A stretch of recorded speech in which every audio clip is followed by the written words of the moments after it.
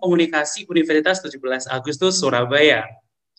Selama kuliah, Kak Umar ikut berbagai organisasi dan meraih beragam prestasi, baik dalam bidang akademik maupun bidang non-akademik. Pada Maret 2019, Kak Umar lulus sebagai lulusan terbaik dengan IPK 3,95. Juni 2019, Kak Umar resmi menjadi staf humas Universitas 17 Agustus Surabaya. Sekarang Kak Umar melanjutkan studi S2, Magister Media dan Komunikasi di Universitas Airlangga dengan beasiswa penuh dari LPDP Kementerian Keuangan Republik Indonesia. Prestasi terbarunya Kak Umar terpilih sebagai 5 besar dalam Icon PR Indonesia tahun 2020. For your information, guys, Kak Umar baru saja publish jurnal terakreditasi Sinta 2 dengan judul Female Leadership in Organizational Communication Perspective, Systematic Literature Review. Bagaimana? Keren sekali kan? Luar biasa Kak Umar ini. Ya, tanpa berbasa-basi, karena saya dari tadi sudah garing menunggu sesuatu yang tak pasti, yaitu apa? Tanyakan pada rumput yang bergoyang. Tuh kan basi. Baiklah Kak Umar, saya persilakan untuk menyapa para peserta yang luar biasa pada malam hari ini. Ada kurang lebih 269 peserta dan juga termasuk panitia ini Kak Umar. Alhamdulillah. Silakan Kak Umar. Ya, makasih Kak Han. Aku langsung izin share screen ya. Oke, terima kasih kepada kepada PPDP, kepada Kelurahan Unair. Aku jadi jadi deg-degan nih. Kepada LPDP Unair, Kelurahan LPDP Unair yang sudah memberikan kesempatan sekali lagi untuk jadi pemateri coaching. Di sini aku cuma sharing aja pengalaman aku dan juga pengalaman beberapa teman-teman aku. Jadi di sini aku akan menyampaikan materi terkait dengan bagaimana menaklukkan seleksi wawancara. Dan di sini aku tambahin subjudulnya adalah menaklukkan hasil kerja kerasmu. Jadi apa yang sudah kita lakukan selama beberapa bulan ke belakang, ini akan kita tuai melalui seleksi wawancara. Oke, dan aku mau ngucapin selamat buat teman-teman di tahap 1 yang sudah melewati 2 babak ya, 2 tahap. Ada seleksi berkas dan juga seleksi substansi akademik dan juga wawancara kebangsaan. Artinya cuma ada 1 tahap lagi. Teman-teman udah pada siap belum? Oke, semoga semuanya siap ya. Dan juga artinya kalian juga bersiap nih, bakal lebih dekat dengan perkuliahan. Dan juga buat yang lagi di tahap 2 yang belum melalui seleksi berkas ya, semangat juga karena ini adalah perjalanan yang sangat melelahkan tapi worth to try gitu ya. Jadi semuanya pasti bisa. Oke, ini adalah suasana seleksi wawancara beberapa tahun lalu. Jadi mulai dari antrean, terus kita akan diwawancarai seperti ini ya, gambarannya di sebuah ruangan besar. Nanti ada beberapa meja panelis gitu. Kemudian kalau wawancara akademik biasanya akan diisi oleh 3 orang ya. Ada 1 dari LPDP, sisanya akademisi dan praktisi. Kemudian kalau untuk wawancara kebangsaan itu kita akan head to head dengan 1 panelis kayak gitu. Jadi gambarnya kayak gini. Nah, kalau di tahun 2021, sayang sekali wawancaranya akan diadakan secara online. Nah, sebelum kita melakukan wawancara, biasanya itu ada yang namanya verifikasi berkas. Nah, untuk tahun ini kami kurang paham, tapi kalau untuk di tahun kami itu adalah harus mengumpulkan berkas yang ada yang kita kumpulkan di seleksi berkas. Jadi kalau tips dari kami sih dipersiapkannya sudah sejak lama ya. Jadi diurutkan nih teman-teman sesuai dengan nomor-nomor yang ada di lembar verifikasinya. Kemudian pastikan bahwa berkas terbawa itu kalau misalnya offline ya. Kemudian pastikan berkasnya valid karena LPDP akan mengecek sampai kevalidan dari berkas tersebut. Dan yang terakhir adalah pastikan berkasnya sama nih dengan yang diunggah pada saat seleksi berkas.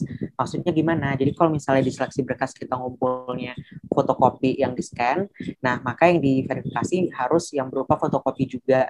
Tapi kalau misalnya dari awal kita emang ngumpulnya berkas asli, misalnya ijazah asli, maka yang dikumpulkan pada saat verifikasi adalah berkas asli juga. Kayak gitu ya teman-teman.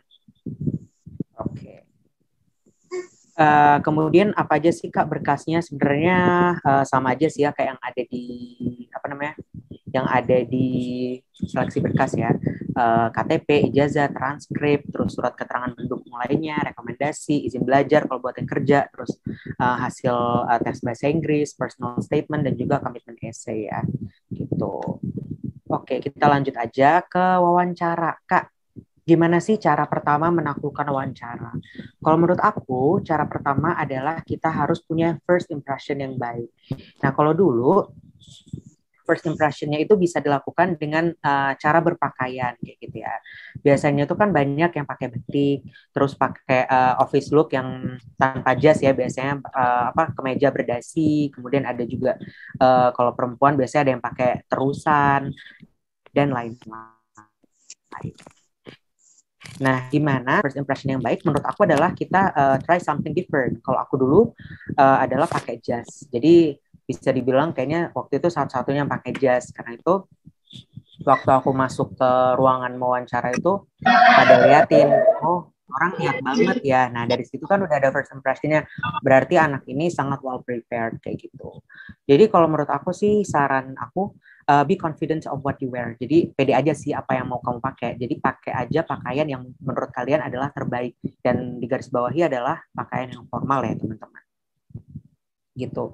Pokoknya jangan norak sih ya, jangan yang sampai warnanya ngejreng, warna kuning ya. Aduh, pokoknya yang menurut kalian bagus aja, yang penting formal. Oke. Sekarang kita bicara tentang wawancara online. Aku bicara secara teknisnya dulu ya. Yang pertama dan utama pastinya adalah pastikan jaringan internet lancar dan tanpa kendala ya. Biar nggak ada lomot-lomot kehidupan kayak gitu. Kemudian pastinya pakai headset ya, biar suaranya lebih jelas. Maaf Pak, Bu, nggak kedengeran gitu kan. Jangan sampai kayak gitu. Jadi pastikan pakai headset. Kemudian pilih lokasi yang tepat teman-teman, yang jauh dari kebisingan ya. Kebisingan hidup gitu. Jangan sampai pas lagi wawancara, baik Bapak, terima kasih, terus ibunya manggil, hei anakku gitu kan nggak lucu gitu ya gitu. Kemudian seperti yang tadi pakai pakaian formal ya, walaupun nggak kelihatan sepenuhnya. Kemudian pastinya perhatikan body language, jangan kayak aku sekarang nih duduknya malas banget, tapi mulai dari duduk yang tegak. Baik Bapak, terima kasih.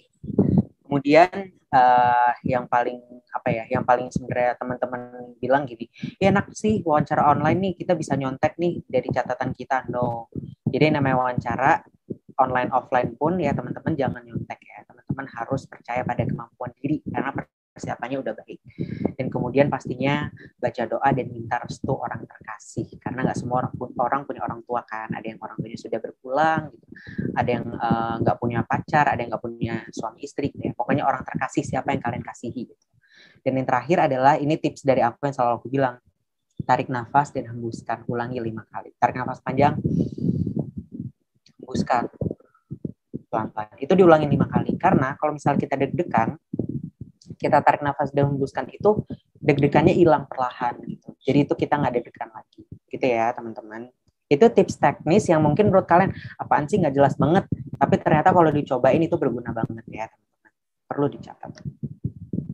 Oke. Sekarang kita bahas tentang mitos dan fakta berkaitan dengan seleksi wawancara nih. Nah, yang perlu teman-teman ketahui adalah bahwa setiap pendaftar beasiswa LPDP itu punya cerita yang berbeda. Jadi kita jangan sering percaya pada katanya aja gitu ya. Jadi menurut aku sih penting bagi kita tuh untuk fokus aja pada persiapan kita, jangan banyak terdistraksi. Kata dia tuh wawancaranya galak loh, kata dia wawancaranya nanya-nanya personal loh, kata dia ini, kata dia itu. Jangan fokus pada hal itu, tapi fokus pada persiapan kita, dan juga penting untuk positive thinking ya, dan pasrah gitu ya teman-teman, karena kita udah berusaha dengan sangat baik. Nah, mitosnya ini begini ya. Mitos itu adalah menurut aku sih asumsi liar ya seputar beasiswa seleksi wawancara beasiswa LPDP. Kemudian kalau untuk faktanya sendiri itu yang pastinya yang sesungguhnya terjadi di lapangan gitu ya. Nah, ada yang bilang lawan kita tuh ribuan peserta loh. Padahal faktanya lawan kita adalah diri kita sendiri. Gimana kita menaklukkan diri kita supaya kita bisa meyakinkan pewawancara, itu adalah tantangan terbesar dalam seleksi wawancara. Kemudian ada yang bilang lagi nih, wawancaranya lo cuma pakai satu bahasa, padahal sebenarnya enggak. Jadi bisa aja kita dapat tantangan, misalnya aku dalam negeri, aku dapat pertanyaan dalam bahasa Inggris, 4 pertanyaan waktu itu. Terus teman-teman tujuan negara Korea, ya ditanyain annyeonghaseyo, ngomong pakai bahasa Korea gitu. Ada juga yang tujuan Mesir, ditanyain pakai bahasa Arab, bisa nggak sih nih anak ngomong pakai bahasa Arab kayak gitu. Jadi menyesuaikan aja kayak gitu.